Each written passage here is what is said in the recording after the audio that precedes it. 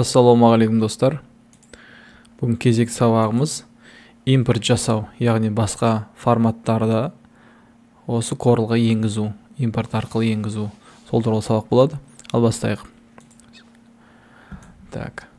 Біз ең бірінші импорт деген сөз түсінейік. Импорт дегеніміз, яғни осы файлға енгізу ішіне, ал бұны файлдан басқа форматқа айналдыру, ол экспорт деп аталады. Міне ол импортты енгізу үшін бірінші файл деген басамыз. Файлға берсеңіз импорт. Мына жерде комбинация пернелердің комбинациясы алып тұр. Ctrl және I. Осын басуды үйреніп алуға болады. Бұл горячий клавиша. Болмаса екінші әдісі міне. Мына жерде стрелка төмен қарап тұрған. Осы жерде де комбинациясын көрсетіп тұр перненің. Ctrl мен I-ды бірге бассаңыз, міне мен қазір Ctrl I-ды басам, сол кезде шығып тұрады. Болмаса мынаумен осы значок арқылы енгізуге болады міне. Менің файлдарын дайындап қойғам. Оны мен аламын да, қазір тез тауып алайын. Міне. Ең алғашқы осындай үлкен болып тұрса, жоғары жағын екі рет бассаңыз кішкентай болып қалады. Ең бірінші бізде фото, яғни кәдімгі растр файлын енгіземіз. Көрдіңіздер ме, мен басқан кезде тағы бір рет көрсетіп жіберейін. Ctrl I болмаса файлдың ішіне кіріп импортты басасыздар. Тағы бір әдісі мына жерде бір значок тұр, соны бассаңыздар, міне шығады. Керекті жеріңіз таңдап аласыздар, қай жерде жатқан файлыңыз сосын осыны басасыздар, таңдайсыздар. Мына жерде JPEG, PNG деген файлдар болса, міне таңдайсыз ғой. Импортты басасыздар. Болмаса Enter. Басып шыққан соң сізде файлдың қай жерге енгізуге сізден сұрап тұрады. Оны сіз былай басып тартуыңызға болады. Болмаса, егер де сіздерге тағы да ол қалай келді, сондай размерде болу үшін, оны былай басасы да импорт басқан соң, мына сұрап тұрған кезде Enterді басыңыздар. Болмаса, мышканың сол жағымен бір рет басасаңыздар. Сол кезде мына жерде көріп тұрғандай, өзінің қандай размерде, өлшемде келді, солай бірден сол размерде шыға келеді. Міне, жақындатып көрейік. Міне, суреттің сапасы өте жақсы. Бұл фото, яғни фотоны импортировать ету осылай болады. Бұл жерде де мына бұрыштамасын тартып тұрып кішірейтіп үлкейтесіздер фотоның. Келесі бізде векторлық файлдар. Ол иллюстратор болуы мүмкін, болмаса EPS форматында болуы мүмкін. Соны таңдайық. Болмаса табір әдісі тек қана бүйтіп импорт былай файл арқылы кіріп, болмаса Ctrl I-ды басып, мына жерде значокты белгілегенше, мына жерде кәдімгі папка күйінше ашық тұратын болса, осы жерден жеке-жеке тартып алуға болады. Ол да әдіс болады. Мысалы, обычный перетаскивание дейді, міне. Былай қарай тарта саласыздар. Осылай болады. Келесі бізде векторлық бір файлды импорт жасайық. Импортты басайын, міне. Мына жерде мен жетіген деген форматын қарасаңыздар, мына формат жалып тұр. Corel Draw формат дейді. Ашады мекен көрейік. Жетіген келді. Бұл жерде де бағанағыдай бүйтіп басып, мышканы басып тартпаймын. Мен бір рет басам. Сол кезде бізде өздеріңіз байқағандай, қазір қарайсыздар. Міне, осы келген файл өзінің алғашқы размерімен бірге келеді. Мысалы, мағананың размері, жетігеннің өзінің размері 55-20 сантиметр болу керек. Дәл солай шығып тұр міне.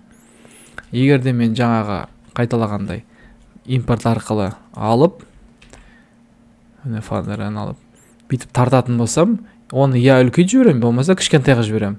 Ол дұрыс емес. Яғни мышкамен сол жағымен бас, болмаса Enterді басу керек. Келесі артқа қайтарып қойайын.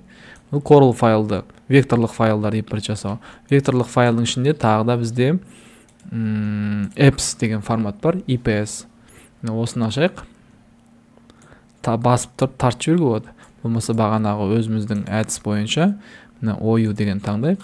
Қарап отырсаңыздар, міне форматтар жалып тұр. EPS, PNG, мен алдын алайын қойым Corel Draw, және жоғарғысы PDF формат. Басайық, бізден сұрап тұр. EPS-тің осындай бір қасиеті бар, сұрайтын. Мысалы, сізден өзінің ішінде текст болса, яғни мәтін болса, өзінен сұрайды. Кривой дегеніміз объектке айналған тұр ма, әлде текст күйінше келейін ба дейді. Бізге әрине кривой кезінде керек, яғни ол бізге өзгертуге мүмкіндік болмайды мәтінді, бірақ ол бізде ол шрифт болмай қалса оқымай қалуы мүмкін. Сондықтан бізге объект күйінде керек.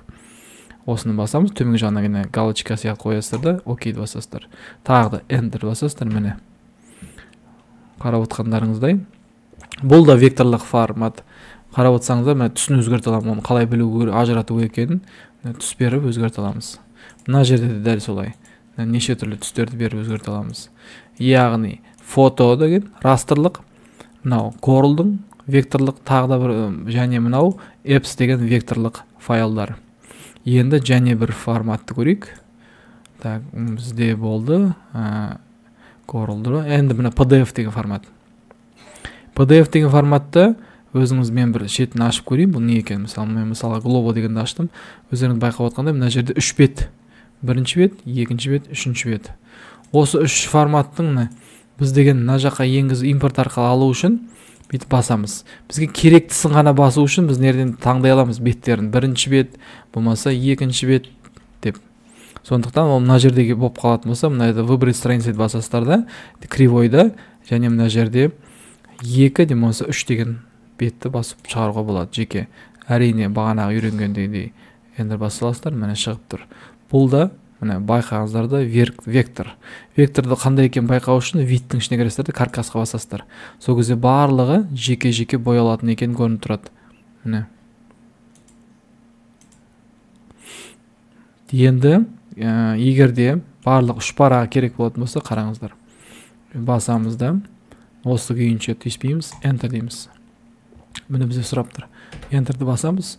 Сол кезде байқағандарыңыздай бөлініп келеді, разгруппирован келеді, оны сгруппировать етіп тастаймыз. Міне бағана фотоны алып тастайық, жазуды алып тастайық. Бізге міндет осы форматта A4 форматына келді. Енді астына байқағандарыңыздай екінші, үшінші беттерде келді міне. Импорт арқылы. Яғни осы әдіс бойынша импортты жасауға болады екен басқа форматтардың, басқа файлдардың. Міне, мынау растр, яғни фотосурет, мынау вектор, міне EPS формат, мынау Corel форматы және PDF формат. Қиын ештеңесі жоқ. Осы әдіс бойынша үйреніп алғандарыңыз дұрыс болады.